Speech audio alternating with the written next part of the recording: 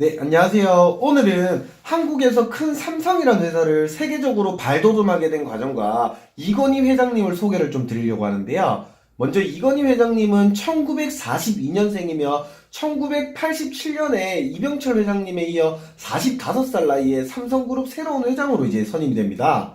그 당시 1987년에 삼성그룹 매출이 9조 9천억이었는데 25년 뒤인 2012년은 383조의 매출로 30억 배 이상의 성장을 이뤄냈고요. 네, 그의 아버지 이병철 회장님은 선진문물을 보고 자라야 한다며 1952년 10살밖에 되지 않은 나이에 이건희 회장님을 일본으로 보내게 됩니다.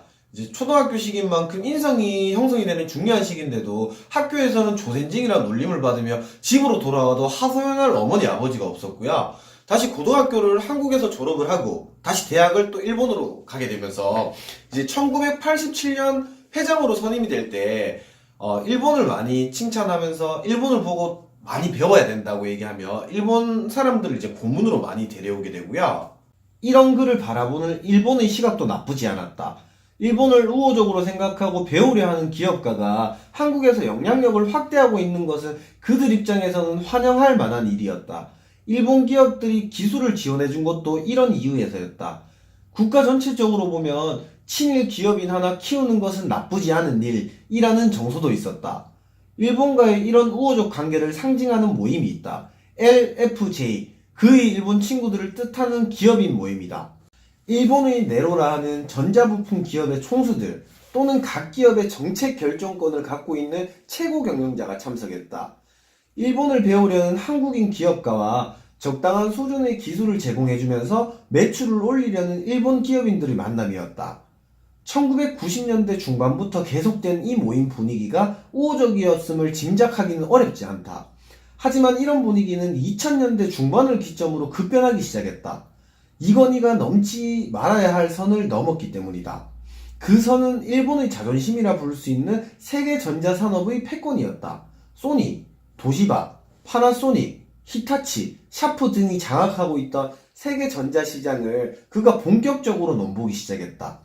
일본은 긴장했고 LJF의 분위기가 서먹해지기 시작한 것도 이때쯤이었다. 여기서 이건희 회장님의 굳건한 의지로 진행되어 크게 성공된 사례 두 가지를 좀 소개해 드릴게요.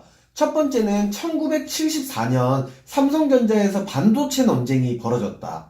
이병철 회장의 셋째 아들 이건희가 한국 반도체를 인수하자고 제안했기 때문이다. 삼성전자 임원들은 황당했다. 우리 수준의 반도체라니? 삼성전자가 생긴 지 5년밖에 안 된 해였다. 당시 삼성전자는 TV 하나 제대로 만들지 못해 일본에서 부품을 사다 조립해서 판매하는 수준이었다. 반도체가 뭔지 아는 사람도 별로 없었다. 삼성전관, 삼성전기 등 전자 관련 계열사들은 모두 어려움에 처해 있었다. 임원들의 이런 반응은 당연했다. 이병철 회장도 썩 구미가 당기지는 않은 듯 결정을 미뤘다. 결국 이병철은 회사 차원에서 한국 반도체를 인수하지 않기로 결정했다. 하지만 이건희는 물러서지 않았다. 회사가 안 하면 개인 돈으로 한국 반도체를 인수하겠습니다라고 이병철에게 말했다. 이병철은 그것까지 막지는 않았다. 이건희가 사재로 인수해 시작한 반도체 사업은 1980년대 후반부터 삼성그룹의 캐시카우 역할을 했다.